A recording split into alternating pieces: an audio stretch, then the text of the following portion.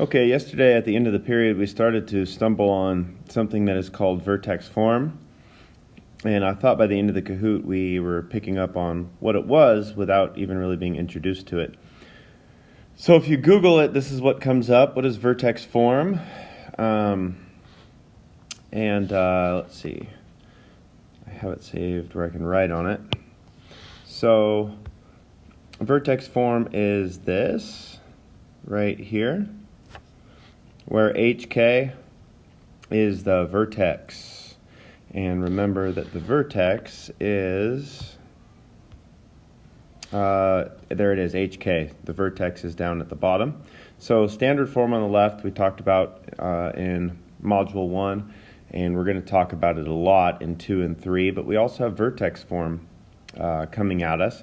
And we're going to learn how to go back and forth between the two. But today, when you're doing the Desmos activity and then when you go to do the task, you could be using a lot of vertex form. So I just wanted to make sure that you guys were familiar with it. So before you start the Desmos activity, let's take a quick look at Desmos and let's look at some graphs. So it's important to know what each piece of the equation does. I think most of us know the A on the front. If it's positive, it means it opens up, and if it's negative, it opens down. And this is the parent function. Well, at least the x squared part of it is, if we truly wanted to be the parent function, we get rid of 2, 3, the vertex. But A, remember, if A is big, like 51, our parabola is super narrow. If our A value is small, like 1/8, it's very, very wide. So keep that in mind. Right now I'll just keep it on the parent function of x squared. And then the second number of -2, we learned yesterday, shifts it right. And that's because the formula is x minus 2.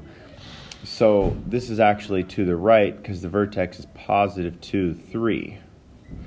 So if it was x plus 2, it would be shifted to the left because that would be x minus a minus 2 squared, and then that shifts it over to the left. So this is the number that shifts us left and right.